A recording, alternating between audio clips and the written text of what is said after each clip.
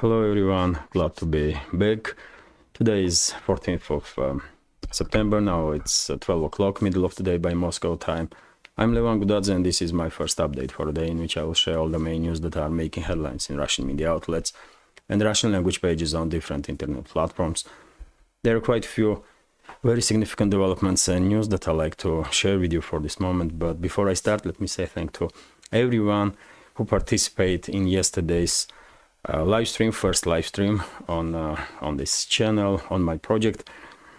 And to shortly summarize, it was great to have a conversation in real time. I did try to react on as many comments as I possibly could. I did not expect, by the way, that more than almost 150 members of our community will be on that live stream. I was thinking to myself, if 20 people will participate, that would be great. But at some point we did reach almost 150, which is great. And by the way, it was nice to talk to you in real time. It was a good experience. And I will try to do at least one or maybe two live streams a week on Sundays and one of the days somewhere in the middle of the week, and gain experience as fast as I possibly can, so that in the first half of October I will be somewhat ready to begin inviting guests to our project. So let's see how it will go. Once again, thank you very much for your attention. And dear friends, if you did not see that live stream and are interested, you can see it on my YouTube page. I'd create this new directorate, new category, live, and when you go here, that is the first live stream.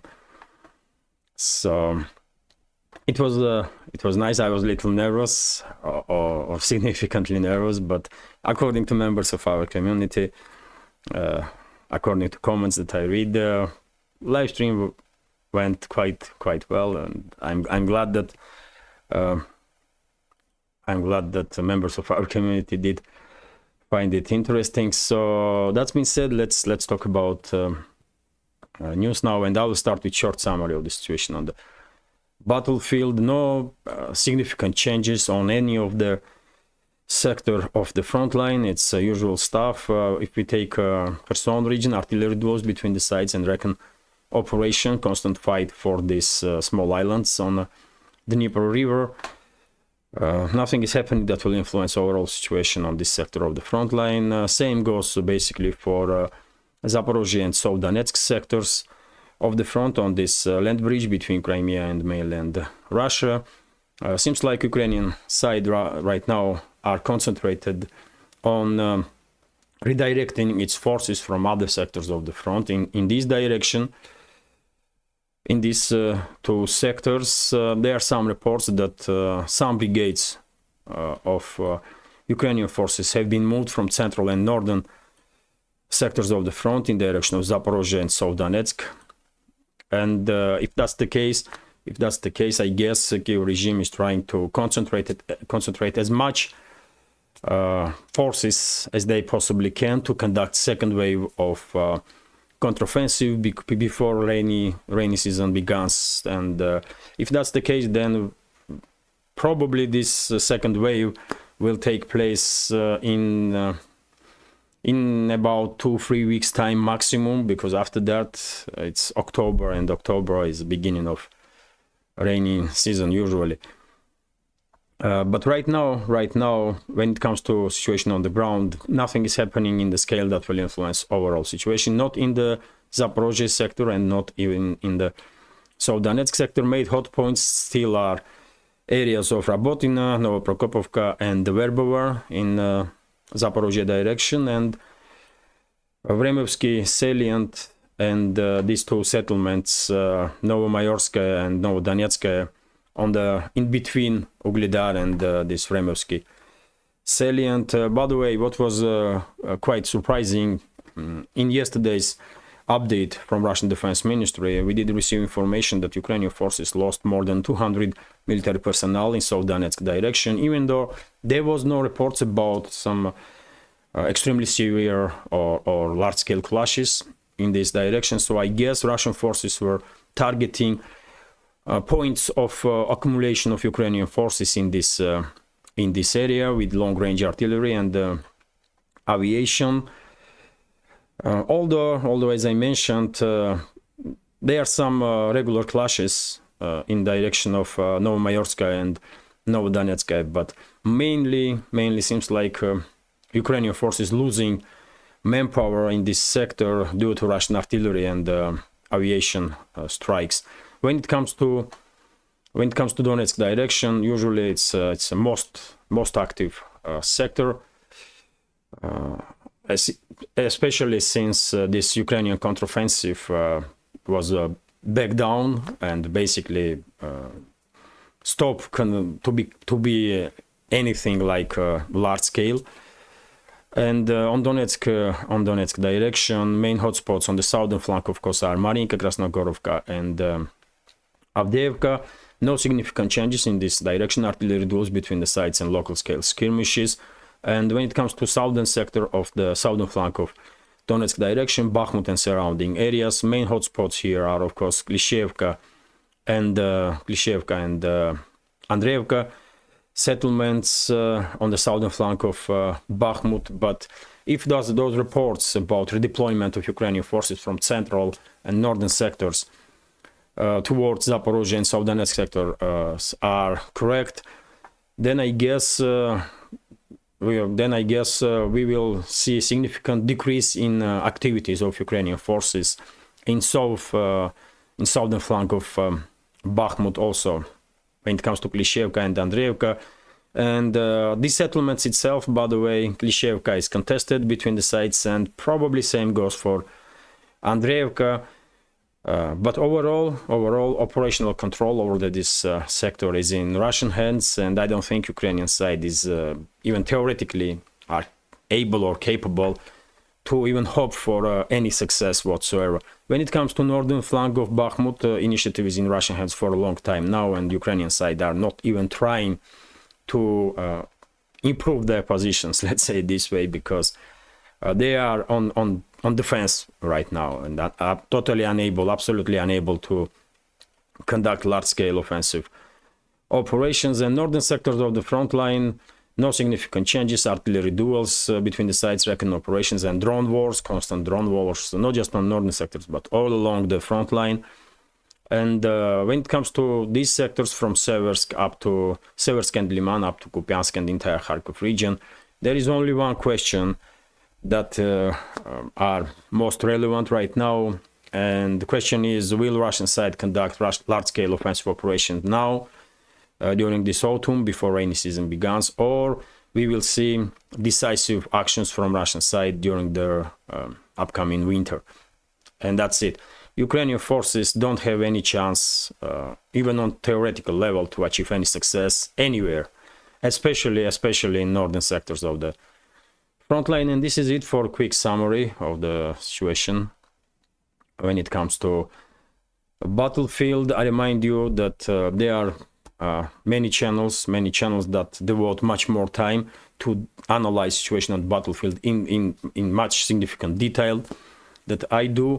Of course, I'm talking about Military Summary, DPA World, Defense Politics Asia, and of course Alexander Merkuris, host of Duran show. And I guess all of you are familiar with the persons that and channels that I mentioned. But if you're not, you can see links to those channels under my video in the description box. They do a great, absolutely wonderful job to inform us.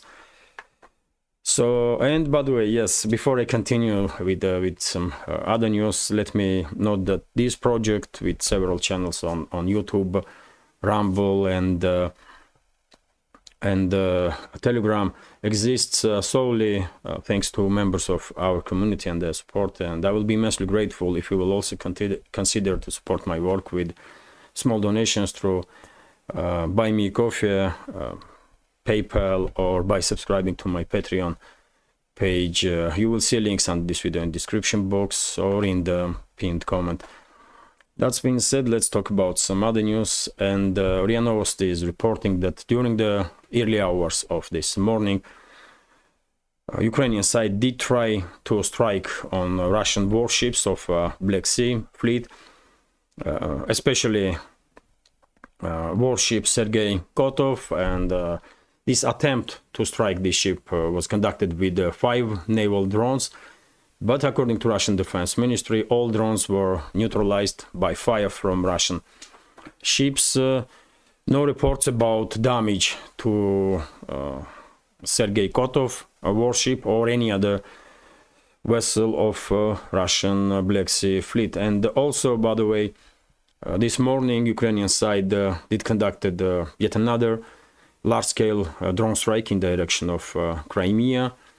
And according to Russian Defense Ministry, 11 drones were launched by Ukrainian side, and all 11 drones were shot down by Russian air defense systems.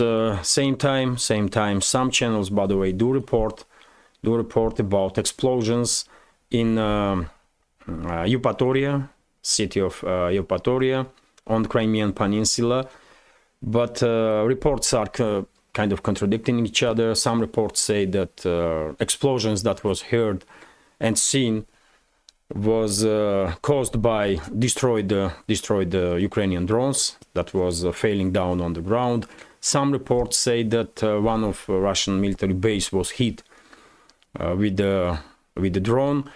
Well, the Russian Defense Ministry is reporting that all drones were destroyed, so it's up to us really which information we will believe. I just report that there were some explosions. In Eupatoria area.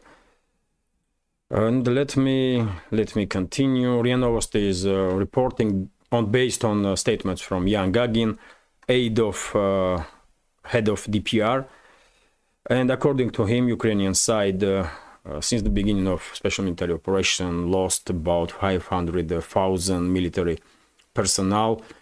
KIA, by the way, this is not killed and wounded. This is just killed. Well, in this report we have explanation of Yan Gagin why he thinks this number is correct.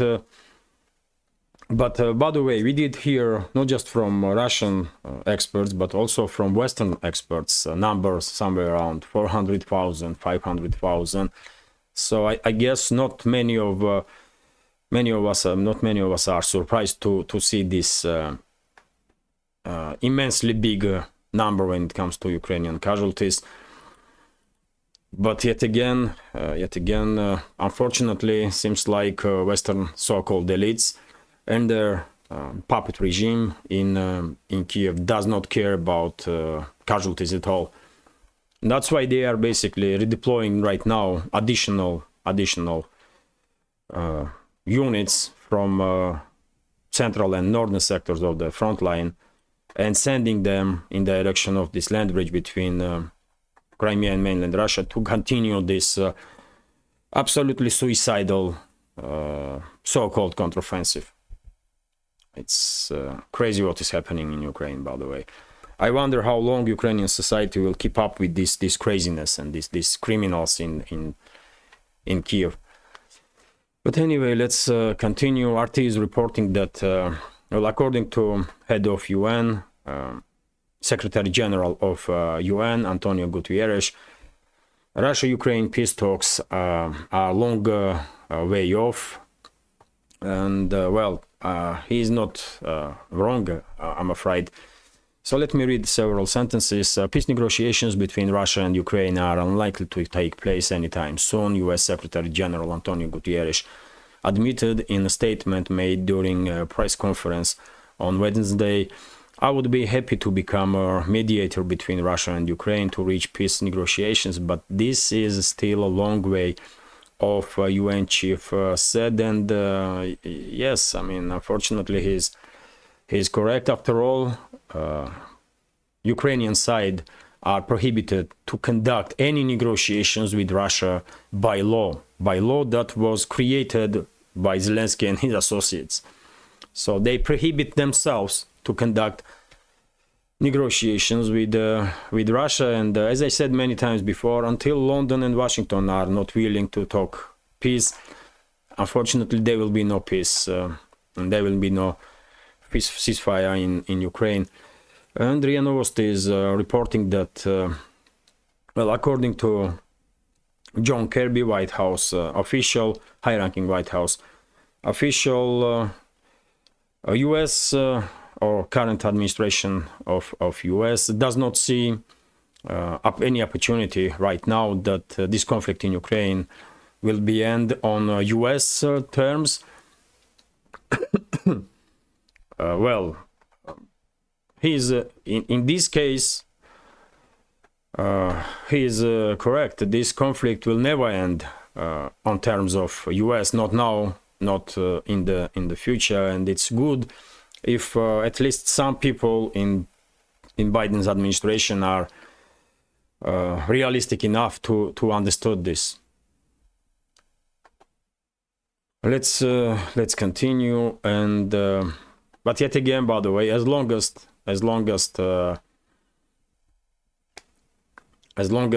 this Washington and London are not willing to talk peace and are not allowing Zelensky to conduct negotiations, unfortunately this conflict will continue. And Kommersant newspaper is reporting that head of Euro Commission Ursula von der Leyen is proposing 50 billion euro to be directed for Zelensky and his associates for next several years. These guys are out of control. That's it, really. These guys are out of touch with reality and out of control. I'm afraid if societies of EU member states will stay passive, this madness will continue. Because, I mean, can you imagine how much good could be done with 50 billion euros for citizens of EU member states? Just imagine how much good can be done from any point of view for citizens of EU member states. But these non-elected officials of EU are intending to spend this incredible amount of money on Zelensky and his associates and on this war, which is, I mean, pure madness. I mean, what else you gonna call it? Let's yet again, question is how long societies in the West will allow this craziness to continue. I don't know. RT is reporting that China. Oh, by the way, that was something. Top aide of Ukraine's president Podolyak. Top aide of Ukraine's president Podolyak is in hot waters, and the entire Kyiv regime, by the way, I will say, because this individual, during one of his interviews, basically said that leadership of China and India are lacking intellect, which is crazy stuff to say, by the way. And well, a response did not force us to wait too long. Chinese foreign ministry did make statement about these crazy sentences, that are coming out from Kyiv, and they did demand apologies and explanations from Kyiv. And by the way, this idiot Podolyak Mikhail Podolyak did begin to claim that it was Russian propaganda, that he did not say that China and India are lacking intellect. When, by the way, he is saying this on record. So you can call it Russian propaganda or whatever you like. But he said this. No one forced him to say it. Maybe he is not happy that China and India are standing with Russia, but to call leadership of these countries or states, like that they are lacking in intellect. This is quite crazy, by the way. And let me read a few sentences. The people leading India and China lack the ability to predict the long-term consequences of their policies. A senior aide to Ukrainian President Vladimir Zelensky has claimed. Mikhail Podolyak, that's the person, by the way, who said this, pointed to what he called the problem of the modern world, signing out India and China in an interview with Ukrainian media on Tuesday. The problem with these countries is that they do not analyze the consequences of their own moves. These countries, unfortunately, have low intellectual potential, he said. And this is his words, by the way. This nobody is saying that leadership of China and India are lacking intellect, man. Intellectual potential. Crazy, though. Absolutely crazy. But this information once again highlights how out of touch with reality Zelensky and his associates really are. But let's continue. RT is reporting that EU states tell Zelensky they won't hand over draft Dodgers. Well, during the previous days, we did hear from several EU member states that they would not hand over draft Dodgers to Kyiv regime, simultaneously stating that Kyiv did not demand such a move from them. But if Kyiv did not demand, then why you are making these kind of statements in the first place? So I guess Kyiv did ask EU and EU officials and possibly EU member states, men refugees, Ukrainian men refugees in EU states to be sent back to Ukraine. Firstly, once that Dodge draft, but well, at least several states did say no to this request. And let me read several sentences from this article. So the Czech Republic announced on Wednesday that it would not send military-age men who arrived as refugees back to Ukraine to be conscripted. Germany, Austria and Hungary have already made similar declarations. European Convention exclude extradition for charges such as desertion or draft evasion. Czech Justice Ministry spokesman Vladimir Repka told the outlet iDnis. However, he added that Ukraine files individual extradition requests citing a specific criminal act they may have committed. Prague may give them more consideration. So basically they are leaving some gap. If Kyiv will come up with some charges against the military age men that are as refugees in EU, then at least Prague may consider to send them back. This is once again highlights, by the way, the entire story once again highlights what I was saying for a very long time, that Ukrainian armed forces do experience severe lack in manpower. And Kyiv now definitely are trying to somehow reach to military age men that are located in Europe. RT, and by the way, for those people, if these refugees from Ukraine are not indoctrinated in this Nazi ideology, and if they are just ordinary normal people, then if danger comes of being extradited to Ukraine, they should make right decision and move to Russia straight away, because Russia will definitely not send them to Ukraine. And that may happen, by the way. We may see in upcoming weeks or months wave of Ukrainian military age men moving from Europe to Russia.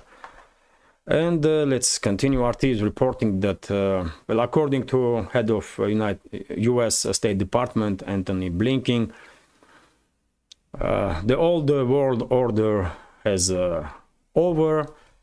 and now US have to lead the world against Russia and China in this new world order that in fantasy of blinking will be or should be created.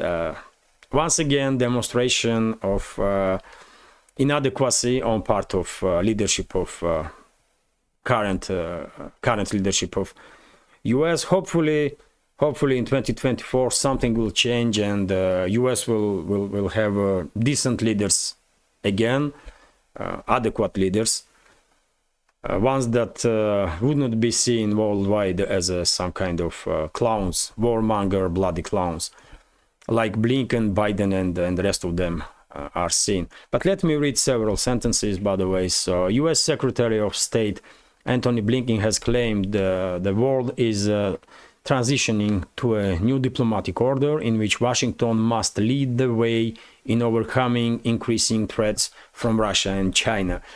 As I said, by the way, they want to lead this world against Russia and China when the world don't want the leadership, and the world did not want to see Russia and China as enemy. They want to see Russia and China as partners, and that's why majority of population, majority of humanity in this world stands with Russia in this fight against these so-called Western elites. And I would not speak about China, by the way, but Russia definitely don't pose any threat to nobody. Unfortunately, the so-called Western elites did manage to provoke conflict in Ukraine, and before that, in 2008, they did manage to provoke conflict between Georgia and Russia. And this is very unfortunate, but yet again, these conflicts were provoked by these so-called Western elites. Russia itself, if are not provoked, did not pose any threat to just nobody. Russia don't need no conflicts, by the way, and it's so obvious, for God's sake, you know. And I guess Chinese citizens will say probably the same. They want to have a good partnership with everybody, and they don't want to be threatened. And who threatens Russia or China?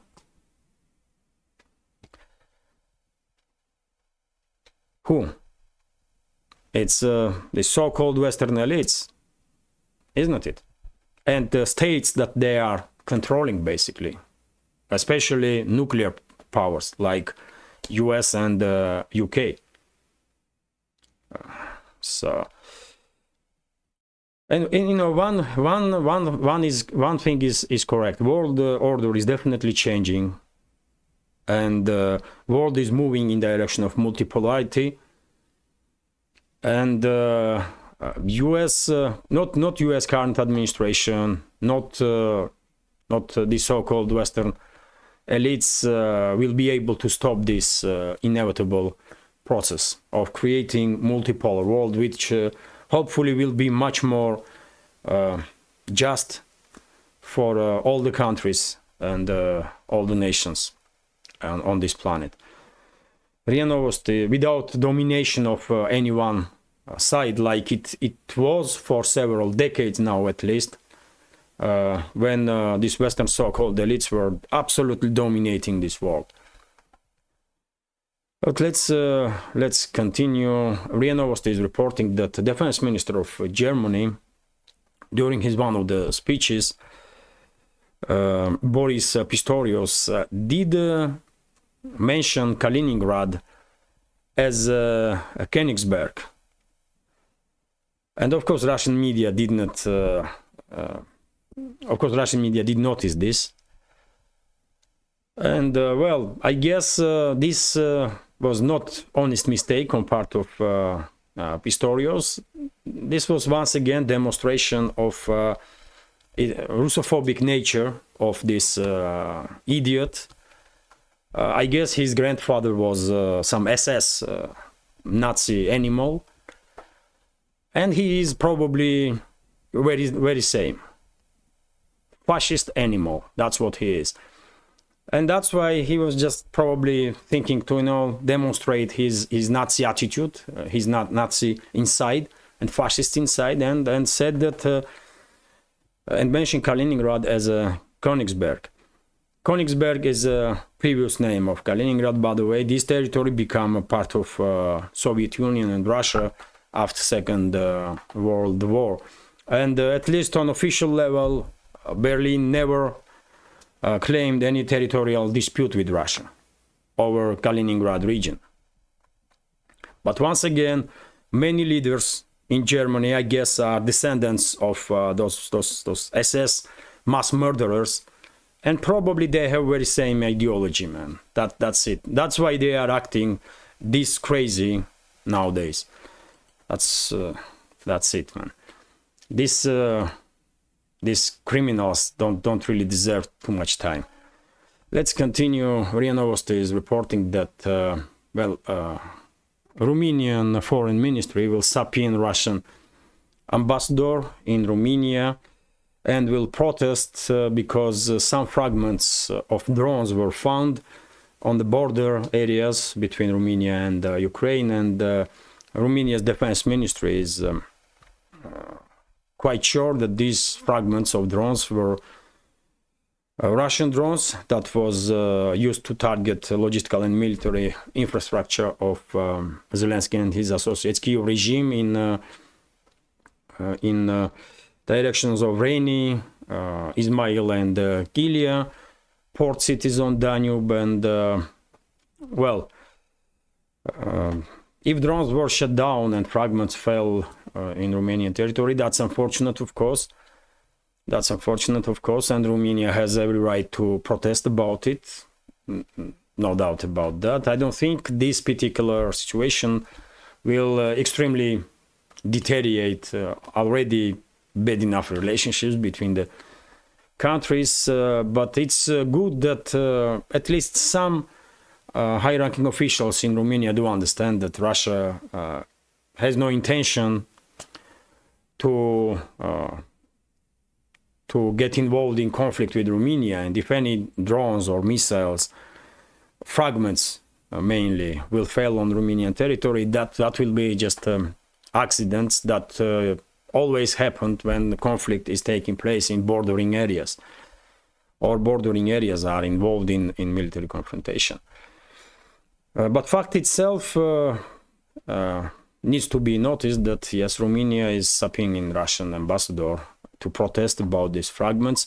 It's their right, and if fragments did fail on Romanian territory, of course, that's unfortunate. Let's continue. RIA Novosti is reporting that Brazil may refuse its membership, recall its membership in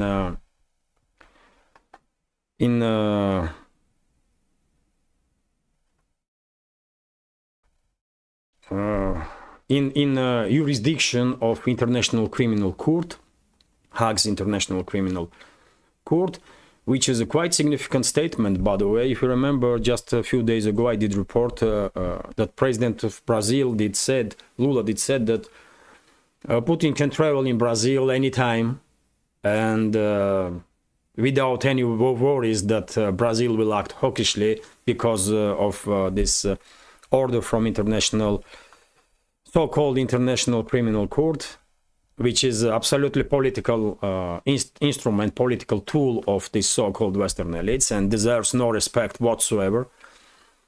And now Brazilian government is openly saying that they may even recall their participation in jurisdiction of International Criminal Court, which will be a good move, by the way. Many other countries will follow suit, because, as I said, this organization is just a tool in hands of weapon, basically, in hands of Western elites, and deserves no respect whatsoever. Let's continue. RIA Novosti is reporting that 34 minutes. I will go through headlines. So RIA Novosti is reporting that Prime Minister of Armenia, Nikol Pashinyan, did made statements that Armenia no longer can rely on Russia when it comes to security, which is very, very strong words from Armenia, by the way, from Prime Minister of Armenia, if they cannot allow, if they cannot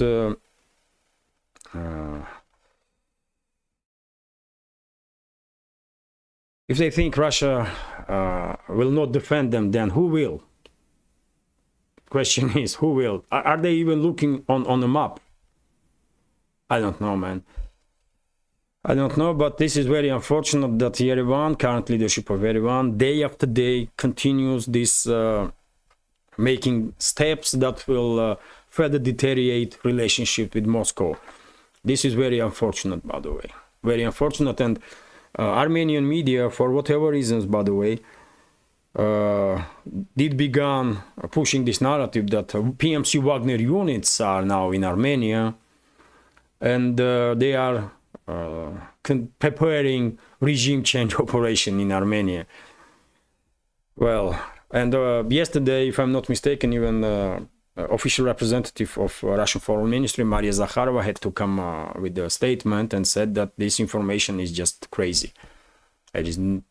Russia has nothing to do with the internal situation, political situation in Armenia. And if people are not happy with current leadership of Armenia, it's very much understandable, because Pashinyan and his government destroying relationships with the only country that can protect Armenia. But Pashinyan himself is saying that Armenia no longer can rely on Russia's support. Crazy and very unfortunate, by the way, very unfortunate, especially these times when situation on the borderline between Armenia and Azerbaijan, and also in Nagorno-Karabakh area of Azerbaijan, is extremely intense. Extremely intense. I mean, very unfortunate development, let's say, at least. And by the way, RIA Novosti is also reporting that Lukashenko will have a meeting with Putin on 15th of September.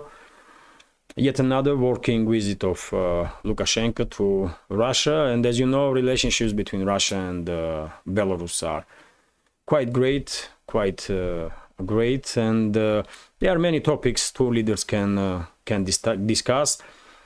And among them, of course, security of Belarus. Belarus borders with the Baltic states and Poland. Let's continue. And by the way, Putin did make quite interesting statement yesterday about some openings and opportunities in military and technological cooperation between Russia and North Korea. Same time, Putin did said that Russia is fulfilling its obligations when it comes to some sanctions on North Korea that Russia signed up for, mainly because of testing of nuclear weapons. Of course, Russia was not happy that North Korea obtained nuclear weapons and were testing nuclear weapons. But at the very same time, there are some openings that can be used to ramp up military and technological cooperation between the sides, and I'm quite sure Russia will help North Korea with some technologies, especially when it comes to satellite building technologies, when it comes probably with the missile, long-range missile technologies, and Russia probably will receive from North Korea at least artillery systems, and munition, artillery shells, by the way. And Russia will need this not right now, because at this moment Russian artillery doing quite okay when it comes to artillery duels with the opponents. But I guess Russia needs some additional stockpile of artillery systems and munition for large-scale offensive operations that probably will take place will begin at winter time, at upcoming winter time. But yet again, I'm not military expert, and my reading of big picture can be mistaken. Anyway, let's continue. A few more news. And well, RT is reporting that North Sea route now is a major international shipping artery. Russian minister said, let me read several sentences. So freight turnover through Russia's Arctic waters is expected to reach 80 million tons next year, says Alexei Chikunkov, who is Minister for the Development of the Far East and the Arctic. Well, as I did mention quite a few times before in previous updates, Russia pays huge attention to Northern Sea route. Significant infrastructure projects are underway, and I guess in 10-15 years time this northern shipping route will definitely become one of the major ones in this world. Russia invests heavily in this, and because in summertime and even in the winter, shipping in summertime, in spring and autumn, basically, it's shipping is quite easy, and I guess Russia has so many nuclear icebreakers that Russia can provide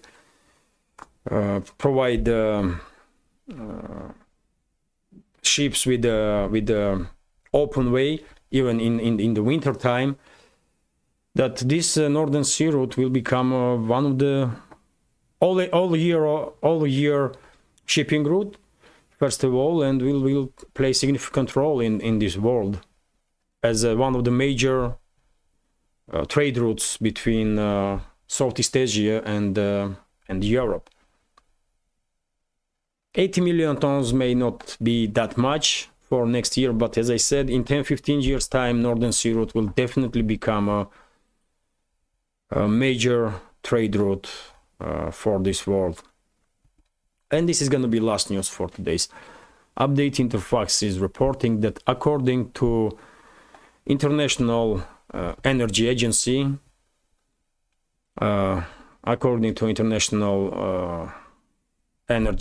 Russian crude oil was in August was selling $10 above, statistically, approximately $10 above the price cap that was imposed on Russian crude oil by Western so-called elites. So this is one more confirmation, basically, that many of the sanctions that was imposed on Russia by these so-called Western elites were overcome by Russia, and nowadays probably are hurting Western economies much more than Russian economy. And this is it for today's update. I hope you will find this video interesting, and if so, please consider to click that like button and leave some commentary about any topic you like. More likes and comments definitely do influence algorithm and allows me to reach wider audience, and for very same reason, if you can, please share links to my videos or my channel with your friends on Facebook, Twitter, Telegram, or any other platform that you are active on. This is truly only way to reach wide audience, because I'm quite sure YouTube algorithm does not show my videos in recommendation to people that may have some interest in news in general, and in news from Russia in particular. And dear friends, if you think this channel, this project is useful, informative, and deserves to exist in this field of news and political commentary, please consider to support with small donations through PayPal, Buy Me a Coffee, or by subscribing to my Patreon page. You will see links under this video in the description box or in the pinned comment. This is it for now. Have a great day and take care.